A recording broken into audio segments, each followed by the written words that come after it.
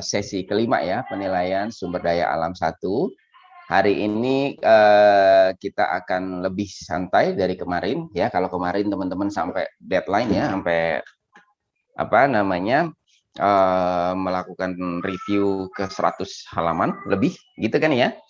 Nah, teman kita hari ini akan kalau kemarin malah libur ya. Libur sampai hari ini gitu kan ya. Kemarinnya lagi maksudnya, dan presentasi 100 halaman itu gitu kan ya. Hari ini kita akan seperti yang saya katakan, teman-teman masih akan melakukan review dalam artian teman-teman udah tahu semua gitu ya, udah tahu semua, cuman tinggal prakteknya seperti apa gitu kan ya. Oleh sebab itu saya akan melakukan presentasi namun cepat gitu ya.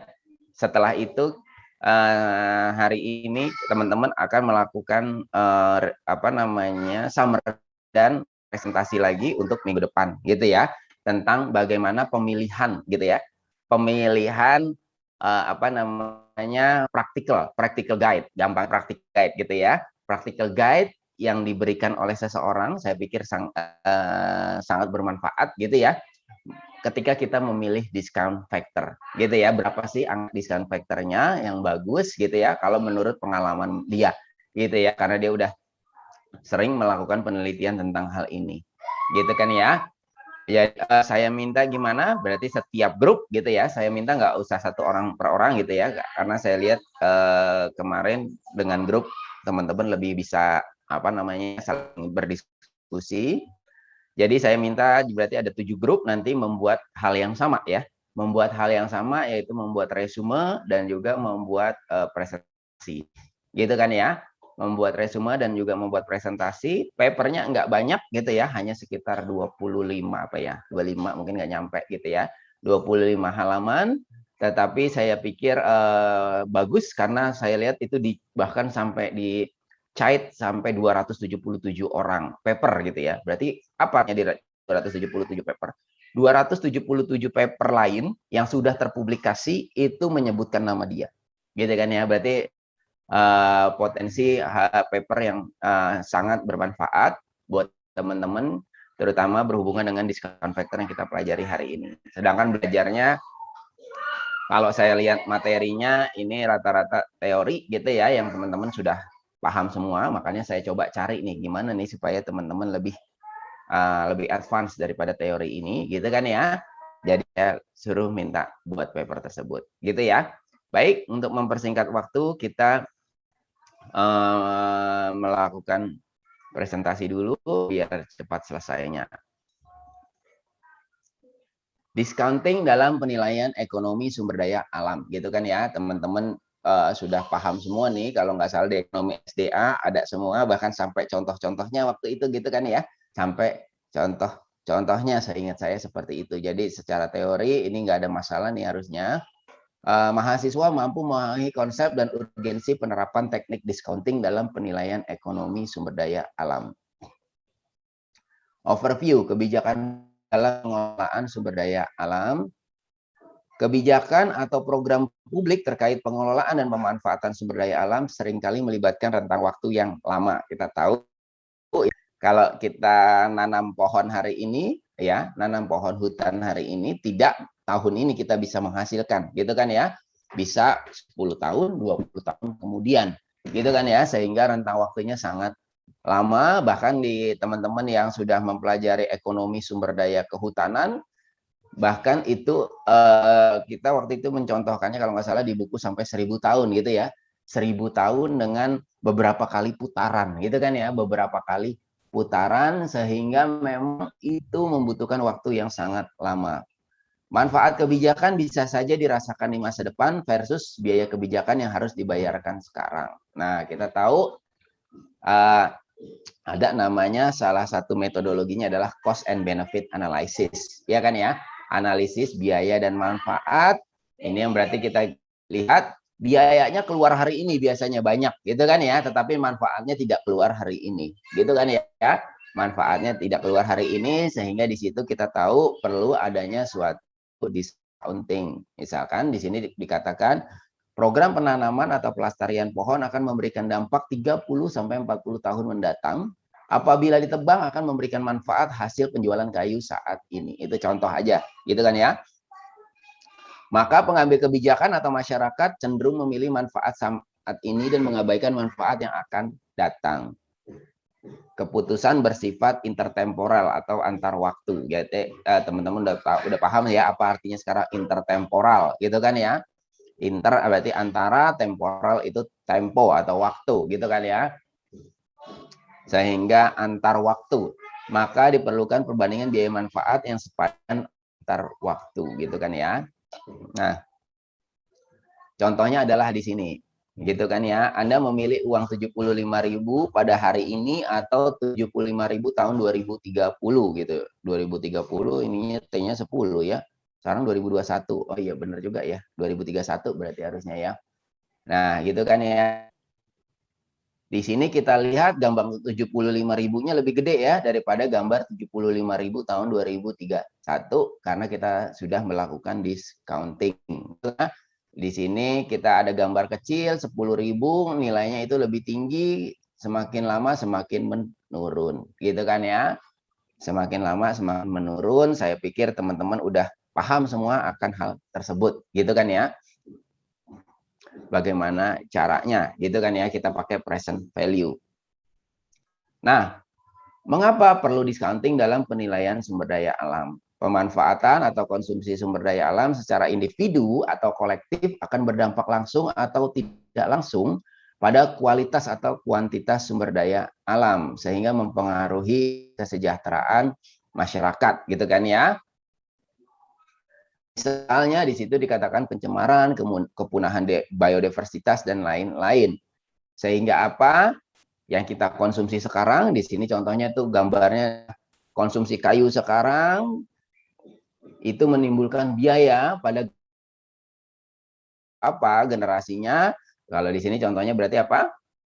Kepunahan biodiversitas misalkan gitu ya, dengan penebangan secara liar, tetapi bukan orang itu yang nebang, itu yang merasakan, tetapi ya apa namanya orang lainnya yang hidup pada masa datang, gitu ya, masa datang. Sehingga ada namanya time preference positif, kita lebih memilih sekarang daripada nanti, atau kita sebut ketidaksabaran, gitu ya, ketidaksabaran. Nah, ini saya masih ingat gitu ya, kalau teman-teman nanti mau melakukan penelitian tentang hal ini, itu ada namanya Indonesia Family Life Survey. Itu database yang gratis, gitu ya, gratis, digunakan untuk penelitian, bagus sekali, gitu ya. Banyak penelitian-penelitian internasional menggunakan Indonesia Family Life Survey. Bahkan belum lama ini kami mendapat paper menggunakan Indonesia Family Life Survey yang diterbitkan di jurnal internasional ternama oleh dekan UI, gitu ya, dekan ekonomi UI Pak Teguh Dartanto, gitu ya. Pak Teguh itu dekan apa gitu ya, saya juga lupa, tapi namanya sangat terkenal kalau teman-teman lihat di internet, gitu ya. Dia menggunakan Indonesia Family Life Survey, dan di Indonesia Family Life Survey itu ada pertanyaan tentang hal ini ya, discounting. Ada pertanyaan tentang discounting. Ya, berapa sih nilai discounting Anda? Lalu kita bisa definisikan juga, bisa apa namanya korelasikan juga. Gitu ya, kalau teman-teman mau melakukan penelitian itu, gitu kan ya.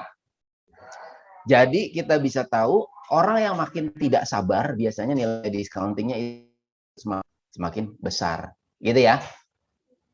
Berarti coba aja, gitu ya. Coba aja dari teman-teman di sini ya, dari 25 gitu ya. 29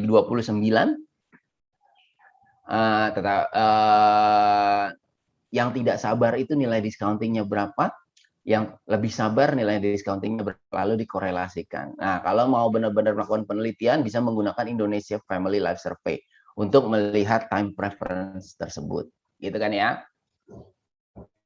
Nah, investasi publik untuk perbaikan atau pelestarikan sumber daya alam membebani generasi saat ini, tapi manfaatnya untuk generasi akan datang. Atau kebalikannya berarti ya, Kalau yang di sini kita tahu kita melakukannya saat ini, yang merasakan saat datang, gitu kan ya. Kita dapat manfaatnya sekarang, cost-nya untuk masa datang. Atau kebalikannya di sini, gitu kan ya. Kita nanamnya saat ini, tetapi apa namanya, carbon sequestration-nya misalkan di sini ya, Pulau Giliang, gitu, yang di sini dikatakan punya kualitas oksigen terbaik di dunia, gitu kan ya. Itu mungkin dirasakannya tidak pada saat ini, karena untuk menanam pohonnya perlu tadi dikatakan contohnya 30 sampai 40 tahun, gitu kan ya. Hal ini karena investasi untuk pelestarian sumber daya alam seyogyanya bisa digunakan untuk investasi di bidang lain atau opportunity cost of capital. Jadi dari sini kita bisa tahu discounting itu ada beberapa cara. Yang pertama bisa kita gunakan dengan time preference-nya, bisa juga menggunakan opportunity cost of capital-nya. Nah, pemilihan-pemilihan seperti ini secara teori banyak gitu ya. Secara teori banyak, cuman kalau saya kasih teorinya yang macam-macam gitu dari ahlinya, nanti teman-teman makin puyeng gitu ya. Saya sendiri juga puyeng gitu ya. Saya sendiri juga puyeng karena tentu setiap teori dia punya kelebihan dan kekurangannya sendiri gitu kan ya. Untuk kita yang belum memahami banget gitu ya apa arti diskon, bagaimana pemilihan discounting sendiri, itu akan semakin menjauh nanti malahan. Oleh sebab itu yang saya suruh teman-teman baca adalah practical guide-nya ya, secara praktik yang lebih mudah, caranya gimana sih, step-stepnya. Nah ini saya pikir lebih bermanfaat bagi teman-teman gitu ya, karena teman-teman kan nanti akan juga melakukan sebagai praktisi ya, praktisi bagaimana melakukan penilaian. Nah itu ya, sehingga lebih penting di sana. Maka kita tahu discounting itu bisa menggunakan time preference yang positif untuk melihat ketidaksabaran atau opportunity cost capital yang positif, gitu kan ya. Tadi kalau time preference kita tahu bahwa kita ngelihat dari ketidaksabaran kita atau bukan. Kalau opportunity cost kita ngelihat kan dari apa? Masih ada yang ingat? Kalau opportunity cost? Sudah hilang, Pak. Siapa ini namanya? Nabila, Pak. Nabila. Pak. Ya gimana?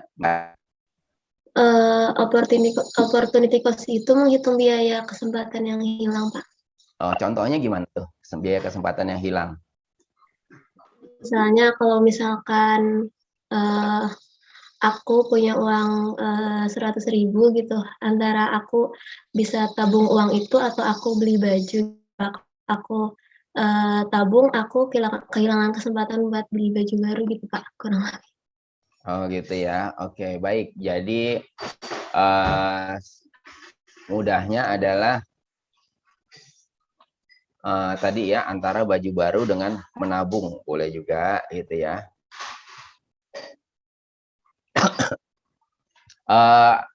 Yang mungkin lebih ekonom gitu ya, itu kita ngelihatnya di sini. Misalkan kita mau bangun hutan gitu kan ya, berapa sih kira-kira pendapatan kita dari hutan itu dibandingkan kalau kita mau menabung gitu kan ya, berapa sih kira-kira pendapatan kita dari bunga deposito gitu ya. Itu salah satu bentuk opportunity cost-nya gitu kan ya. Kalau hasil penghasilan kita di bawah daripada bunga deposito, buat apa juga kita melakukan usaha gitu kan ya. Karena tambah tenaga, tetapi pendapatannya justru di bawah daripada kita nggak ngapa-ngapain, biar bank aja yang suruh muterin duit gitu kan ya. Nah itu opportunity cost-nya. Beli baju tadi juga oke juga gitu ya. Sehingga kita tahu ada pertimbangan manfaat dan biaya antar waktu, maka kita melakukan discounting. Makanya ada perbandingan manfaat dan biaya saat ini dan mendatang menjadi sebanding dan konsisten dengan rasionalitas manusia. Gitu kan ya. Lalu pengertian discounting apa ini? Discounting prosedur ekonomi dalam mentransformasikan aliran moneter yang terjadi antar waktu, mentransformasikan aliran moneter. Jadi kita tahu dalam SDA itu banyak yang tidak memiliki nilai pasar, gitu kan ya. Tetapi ketika kita melakukan penilaian, kita berusaha untuk mengkuantifikasi hal tersebut, gitu kan ya, dengan berbagai cara yang teman-teman kemarin udah rangkum gitu ya. Caranya ada banyak, tergantung daripada jenis asetnya tersebut, gitu kan ya. Jenis asetnya tersebut, sehingga harapannya walaupun tidak memiliki nilai pasar, tetapi akhirnya kita bisa transformasi menjadi nilai moneter, gitu kan ya. Sekarang lebih dalam lagi, setelah kita bisa mentransformasi nilai moneter, kita discounting kan ya, untuk melihat intertemporal antar waktu. Sehingga kita tahu menentukan nilai kini dari manfaat dan biaya yang akan terjadi di masa datang melalui pembobotan atau discount faktor, gitu kan ya. Terdapat dua jenis discount rate dalam ekonomi neoklasik. Yang pertama, utility discount rate atau social discount rate. Pure rate or time preference. Jika rate lebih besar daripada 0, menunjukkan preferensi sekarang daripada nanti. Yang kedua, consumption discount rate. Rate di mana increment konsumsi berubah saat konsumsi mengalami penundaan. Gitu ya. Artinya apa nih? Dalam dunia teori, gitu ya. Dalam dunia teori, ada dua jenis discount rate. Yang pertama, utility discount rate atau social discount rate, yaitu discount rate yang saya pikir teman-teman lebih banyak berinteraksi saat ini, gitu kan ya. Tadi contohnya adalah discount rate dari perbankan, gitu kan ya. Discount rate dari perbankan itu adalah salah satu bentuk utility discount rate yang kita gunakan misalkan pakai time preference-nya, gitu ya. Time preference kita biasanya berdasarkan Halbut juga, gitu kan ya. Nah, yang mungkin lebih jarang teman-teman gunakan adalah namanya consumption discount rate. Consumption discount rate ini dikatakan rate di mana nilai increment konsumsi berubah saat konsumsi mengalami penundaan. Dalam artian apa? Kalau saya makan sekarang, maka tahun depan saya makannya berkurang. Gitu kan ya, kalau saya makan banyak sekarang, saya sedikit saving. Artinya apa? Makan saya tahun depan mungkin tidak sebanyak saat ini. Gitu kan ya. Berbeda kalau saya saving banyak sekarang, saya makannya sedikit sekarang. Gitu kan ya. Sehingga apa? Tahun depan saya bisa makan banyak. Gitu kan ya. Sehingga apa? Di sini consumption discount rate itu cenderung lebih apa? Karena itu menyangkut diri kita sendiri, ada trade off di sana, masalah konsumsi, gitu kan ya. Sehingga ada adjustment dari utility discount rate. Walaupun paper nanti mengatakan apa namanya? Ada paper yang mengatakan nanti kalau kita hidupnya sangat lama sekali, gitu ya, utility discount rate akan sama dengan consumption discount rate. Tetapi karena kita hidupnya mungkin hanya 60 tahun, 70 tahun, sehingga utility discount rate dan consumption discount rate itu akan berbeda. Artinya apa? Consumption discount rate akan lebih apa nih? Akan lebih apa? Akan lebih menghargai masa depan karena kita sendiri yang akan terkena di sana, gitu ya. Perubahan konsumsi kita, gitu kan ya. Perubahan konsumsi kita untuk masa ini dan masa depan, gitu kan ya.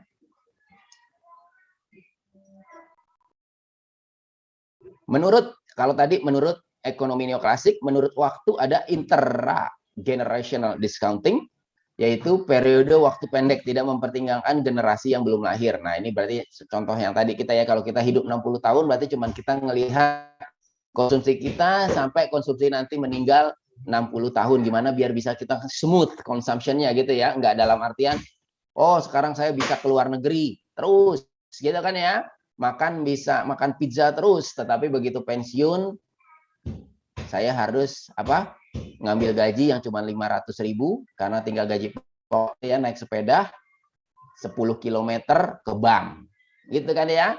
Itu kan sangat konsumsi yang sangat tidak balance gitu ya. Nah, kita mencoba konsumsi itu bisa smooth. Berarti apa? Ya kalau sekarang kita duitnya banyak gitu ya, ya nggak usah dipakai semuanya dulu gitu kan ya.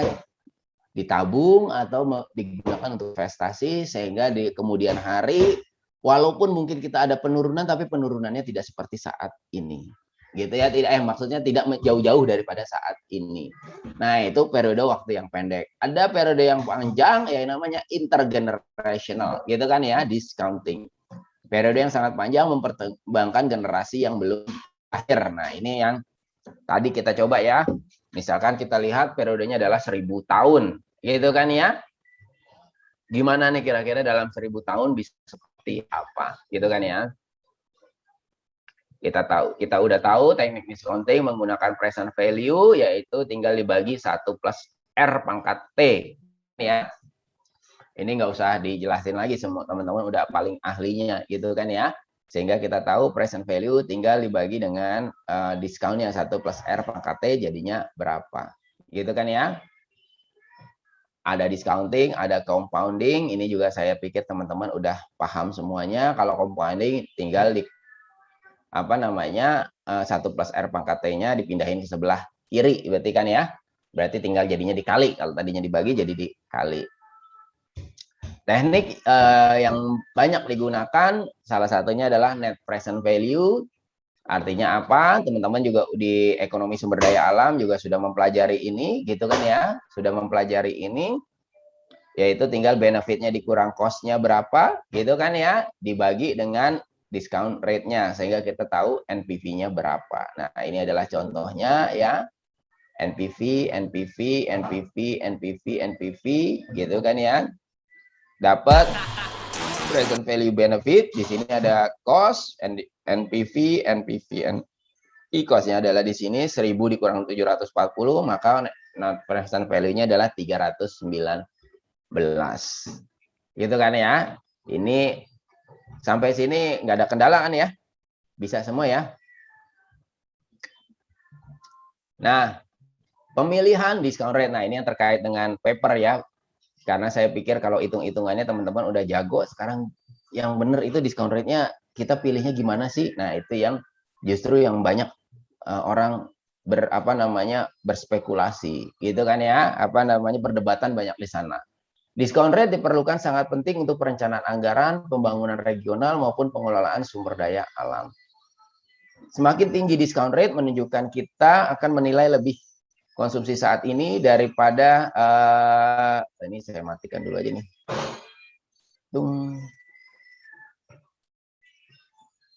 Semakin tinggi discount rate menunjukkan kita akan menilai lebih konsumsi saat ini daripada konsumsi mendatang dan sebaliknya, gitu ya.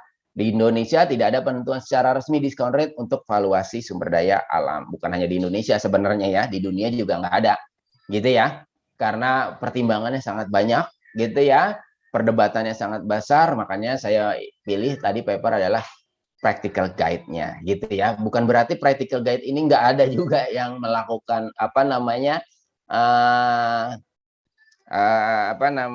perdebatan, banyak juga, gitu ya. Tetapi untuk kategori kita yang kita memang sebagai praktisi gitu ya, saya pikir ini lebih bermanfaat.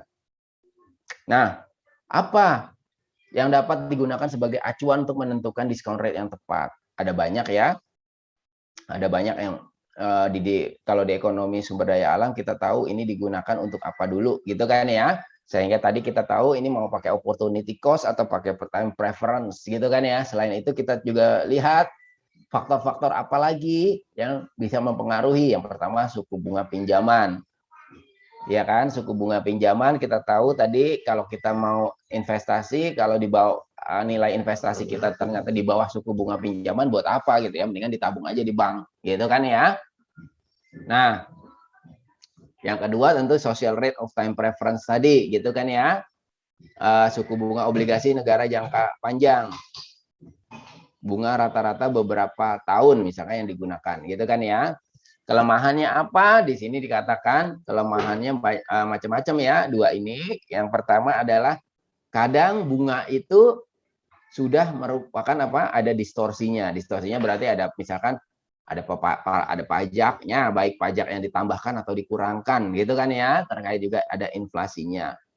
Yang kedua, tiga adalah metode Ramsey. Nah, ini nanti yang di paper juga ada ya, teman-teman bisa lebih memahami apa ini metode Ramsey, dalam artian suku bunga pasar itu terdiri daripada elastisitas utility marginal kita laju pertumbuhan konsumsi ditambah rate preference waktu murni. Dalam artinya apa? Suku bunga yang di pasar itu biasanya lebih tinggi gitu ya daripada rate preference kita. Gitu kan ya, karena mempertimbangkan laju pertumbuhan konsumsi dan juga elastisitas utility marginal. Dalam artian apa? Karena dia mempertimbangkan konsumsi kita sih harapannya lebih tinggi nanti 2 tahun kemudian gitu ya, sehingga pasar mengharapkan apa? Oh ya, berarti saya bisa ngambil keuntungan nih, gitu kan ya. Intinya seperti itu mudahnya. Lalu shadow price of capital. Shadow price kemarin kita tahu apa? Ketika suatu harga itu ada tetapi dia tidak mencerminkan harga pasarnya, maka kita gunakan namanya shadow price, gitu kan ya, shadow price. Lalu bisa juga dinilai ini suku bunganya yang real atau yang nominal, gitu kan ya. Tadi dikatakan salah satu suku bunganya kelemahannya adalah inflasi, makanya nominal itu juga mencerminkan karena ada inflasinya, gitu kan ya. Maka biasanya memang kalau paper-paper itu lebih banyak menggunakan suku bunga yang real. Real itu artinya apa? Dia sudah dideflasi, gitu kan ya. Karena tadi salah satu kendalanya adalah inflasi, maka dia dideflasi, gitu kan ya. Nilai nominal dibagi deflatornya, gitu kan ya. Deflatornya apa? Biasanya digunakan indeks harga konsumen, gitu kan ya. Ini praktikalnya. Implikasinya pada discount rate kita tahu di sini suku bunga real sama dengan suku bunga nominal dikurang tingkat inflasi dibagi 1 plus tingkat inflasi. Gitu ya, misalkan seperti itu, dan kita tahu inflasinya bisa menggunakan indeks harga konsumen misalkan seperti itu. Contoh membuka tambang versus membangun bendungan. Jadi di sini dikatakan ada 2 jenis. Pemerintah ingin buka tambang atau membangun waduk, gitu kan ya. Asumsinya nilai investasinya kedua proyek sama, misal 50 tahun. Mau mana yang dipilih, gitu kan ya. Karena pola manfaat berbeda, maka discount rate dapat menjadi salah satu faktor penentunya. Sebagian pihak memilih tambang, gitu kan ya. Tambang itu yang ini berarti kan ya. Kita lihat dulu ya. Tambang adalah yang ini, waduk adalah yang ini. Lalu kita lihat dulu di sini, tambang itu manfaatnya, tambang yang garisnya nggak putus-putus ya. Kalau di sini waduk yang garisnya putus-putus, kalau kita lihat tambang nilai manfaatnya di atas garis yang putus-putus ya. Gitu kan ya. Berarti apa? Manfaatnya lebih tinggi di awal, gitu kan ya. Lebih tinggi di awal daripada waduk, tapi lama-lama kemudian dia bahkan lebih cepat menurunnya daripada waduk. Bedanya kalau waduk itu relatively flat, berarti relatif stabil, gitu kan ya, relatif stabil. Kalau tambang gede di awal tapi lama-lama turun, bahkan bisa negatif tuh ya, bisa negatif gitu. Sedangkan kalau waduk itu relatif stabil. Sehingga gimana nih kita menentukan dua ini? Maka kita lihat dari discount rate-nya, gitu kan ya. Sebagian pihak memilih tambang karena menghasilkan manfaat jumlah besar dalam waktu singkat, dan ada yang memilih bendungan dengan alasan konservasi, gitu kan ya. Dari kedua pilihan proyek juga memunculkan biaya lain yang berbeda, termasuk biaya lingkungan dan jalan jangka panjang. Nah, perlu dilihat cost finansial maupun lingkungan. Sekarang kita lihat dari discount rate-nya aja dulu ya, nggak usah lihat dari konservasi ataupun yang lainnya. Kita lihat dari sini, ini X-nya itu adalah kalau kita pakai discount rate berapa. Ini adalah NPV-nya. NPV-nya berarti cost dan benefit, gitu kan ya. Antara tambang itu yang ini ya, berarti ya. Bukan ya. Dam itu apa sih? Waduk ya. Bendungan, Pak. Bendungan ya. Kalau mine itu berarti kan tambangnya ya. Tambang, Pak. Ya. Oke ya. Berarti kalau kita lihat di sini, bendungan itu kan yang relatif flat gini ya. Relatif flat. Tergantung daripada nilai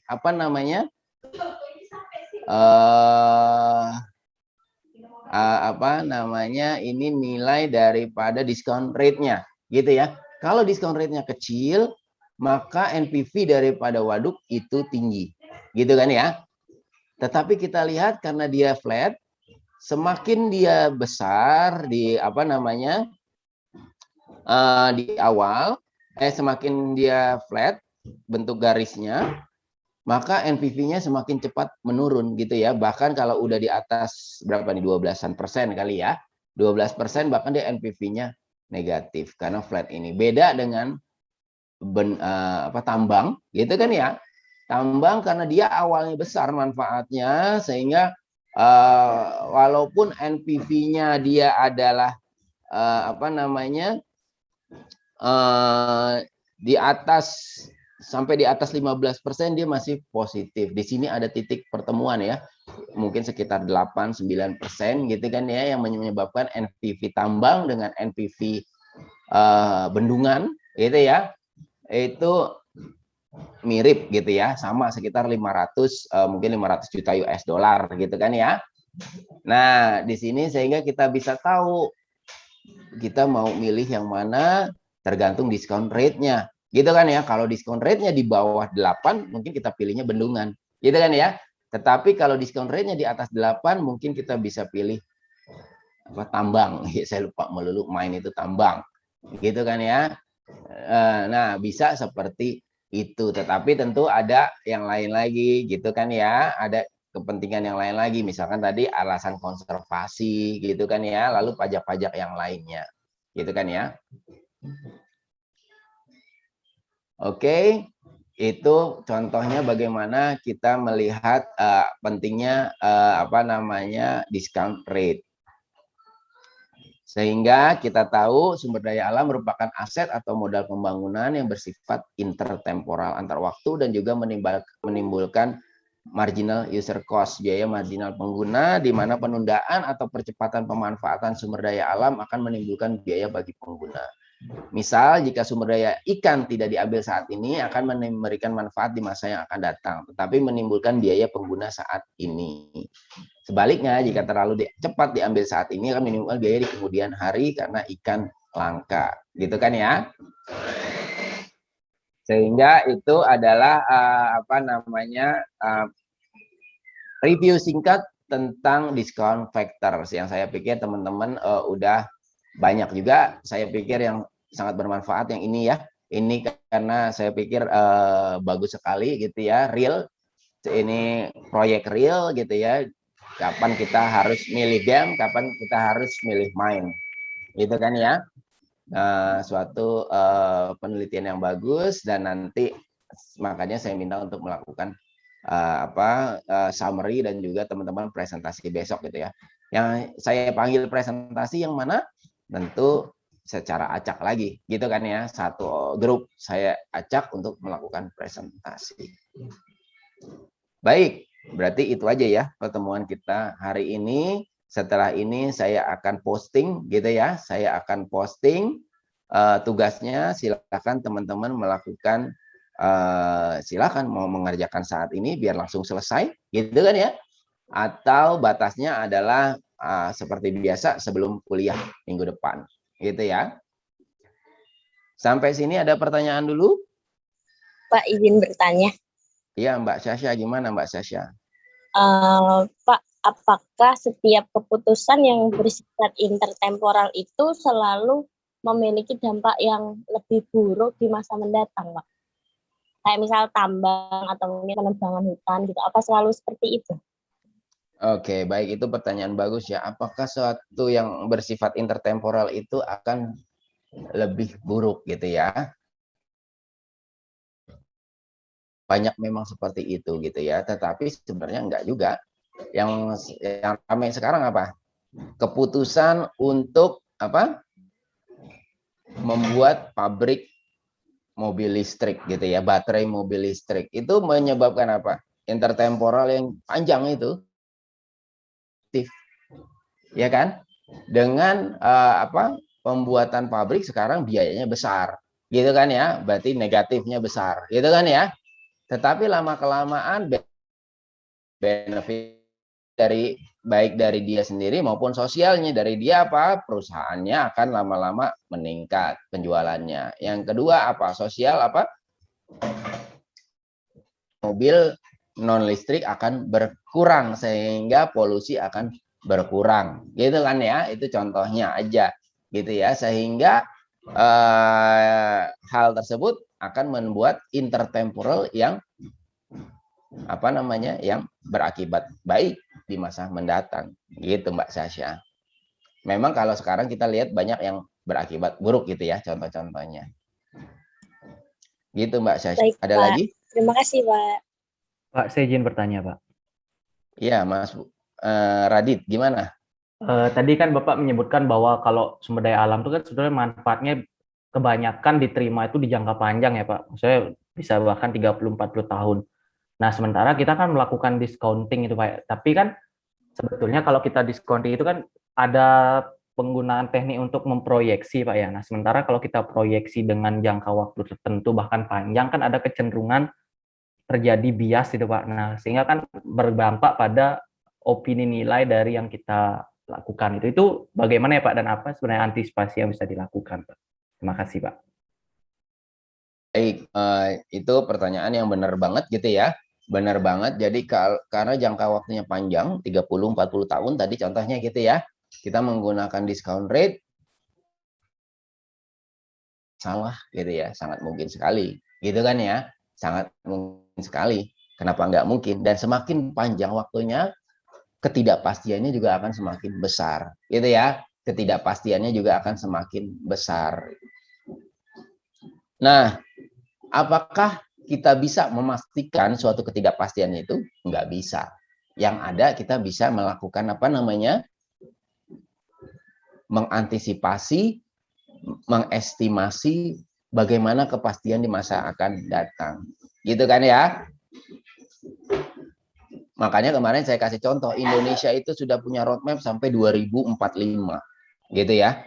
Mempunyai harapannya pada tahun 2045 masyarakat Indonesia sudah menjadi masyarakat negara maju, gitu ya. Berarti pendapatannya udah tinggi, gitu kan ya.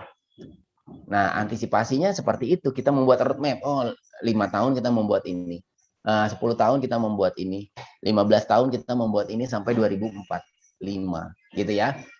Dalam ekonomi gimana caranya penentuan ini? Kita juga menggunakan ada namanya teknik uncertainty, gitu ya.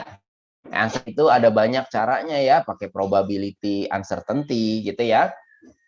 Misalkan kita 40 tahun ke depan gitu kan ya. Walaupun mungkin nggak sama, tetapi mungkin yang kita bisa dapatkan adalah kita cari data 40 tahun ke belakang gitu. Harapannya 40 tahun ke belakang dengan sekarang itu uncertainty-nya adalah tidak jauh berbeda dengan 40 tahun ke depan gitu ya. Sehingga ada namanya teknik-teknik yang macam-macam ya. Uncertainty tadi bisa pakai probability, bisa pakai stokastik gitu ya. Namanya stokastik uncertainty, macam-macam itu dalam masalah ekonomi seperti itu, sehingga kita bisa oh kalau sekarang saya pakai diskon factor untuk 5 tahun, mungkin saya pakai diskon factornya 6%, gitu kan ya.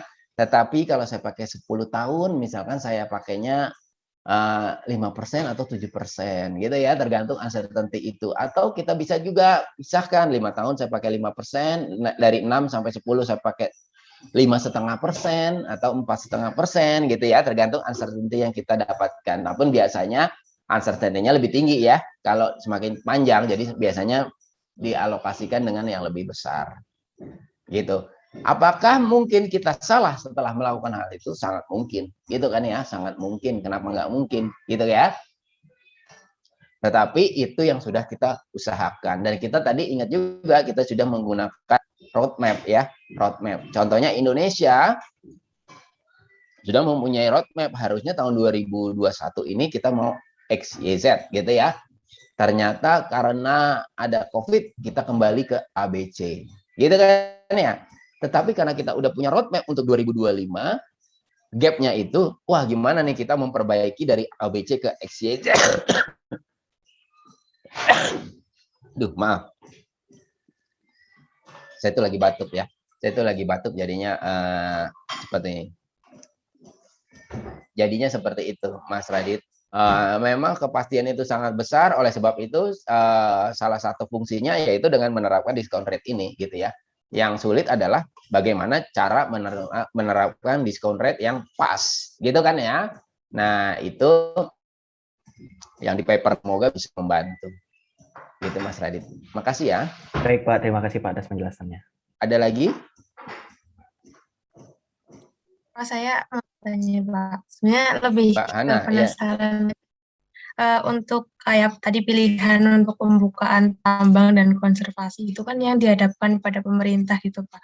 Padahal kan bisa dilihat secara jelas gitu Pak, kalau pemerintah itu kan harusnya lebih mementingkan kayak tadi untuk kepentingan masa depan gitu. Tapi kenapa masih ada pilihan terhadap apa tadi pembukaan tambang dan untuk konservasi gitu Pak. Padahal kan ya sudah sepatutnya pemerintah itu harus memperhatikan generasi yang akan datang gitu Pak. Oke, makasih Mbak Fauzia Hana, gitu ya, panggilannya Mbak Hana. Itu pertanyaan yang bagus juga tuh. Pemerintah kenapa sih gitu udah tahu generasi mendatang kalau tambang diambil akan berkurang, gitu kan ya. Nah, pemerintah kan harus mengukir juga generasi saat ini gimana, gitu ya. Itu yang susah dilakukan oleh pemerintah. Makanya harus ada keputusan intertemporal tadi, gitu ya. Kalau tambang nggak diambil, berarti apa? Generasi saat ini nggak punya benefit. Gitu kan ya? Generasi saat ini nggak punya benefit. Berarti apa? Generasi saat ini makannya susah. Gampangnya seperti itu ya. Makannya susah. Tetapi kalau kita ambil generasi mendatang, ya makannya susah. Gitu kan ya? Makannya susah. Makanya yang dilakukan pemerintah adalah tadi menggunakan cost and benefit tadi. Cost-nya berapa untuk generasi mendatang? Benefitnya berapa untuk generasi saat ini kalau kita menambang, gitu kan ya? Cost-nya lebih besar mana? Lalu bagaimana cara mitigasinya? Mitigasinya seperti apa? Gitu kan ya? Itu yang kita lakukan. Makanya sekarang kita tahu misalkan minyak bumi sudah mau habis, gitu kan ya?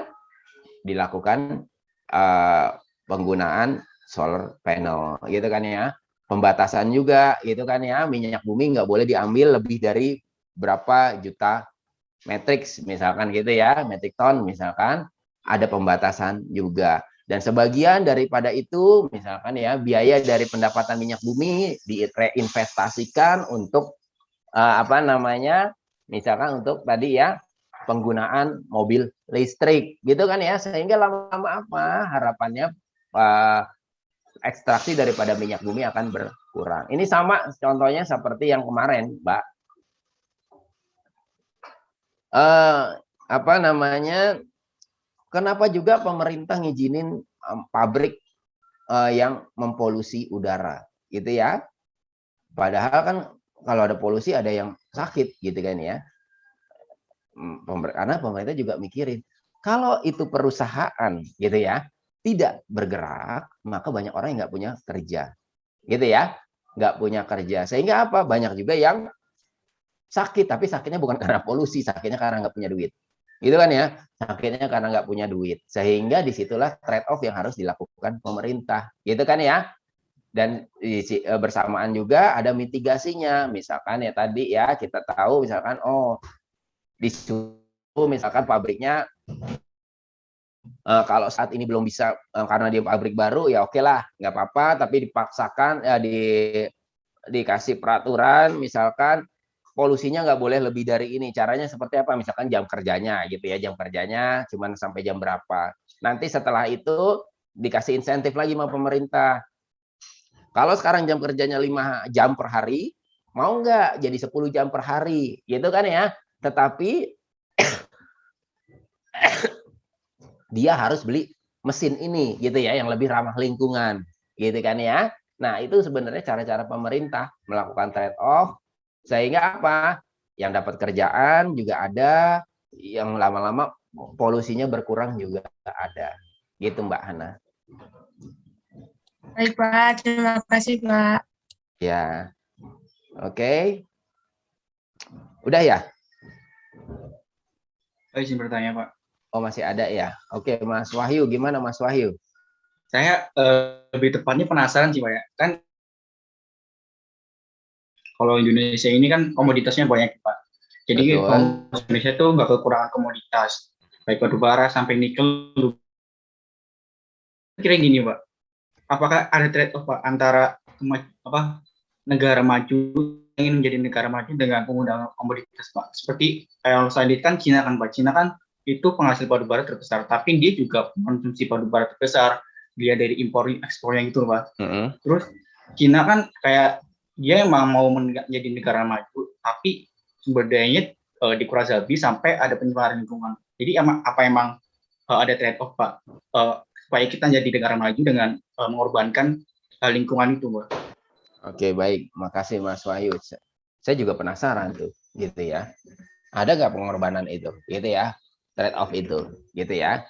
Kita tahu ada namanya kutukan negara-negara penghasil sumber daya alam besar, itu ya. Ada namanya kutukan itu.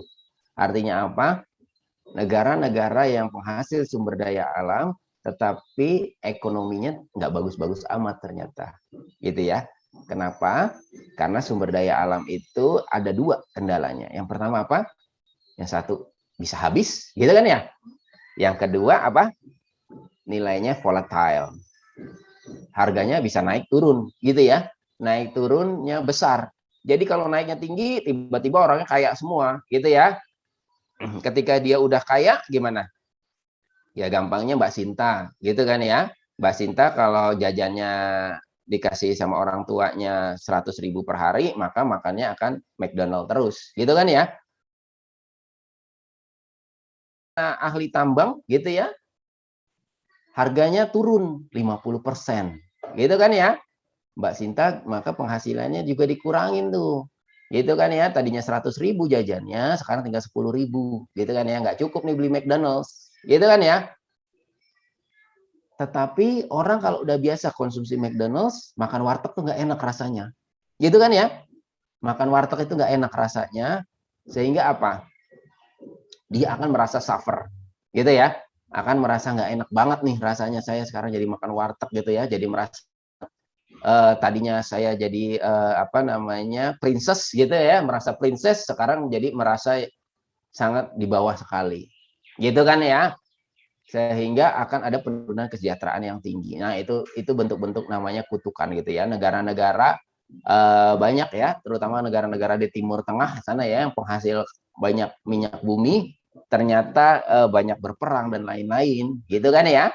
Karena perebutan hal tersebut. Gitu ya. Jadi, kalau dia mau negara maju, apakah harus mengorbankan? Enggak. Gitu kan ya. Justru ada namanya nanti teman-teman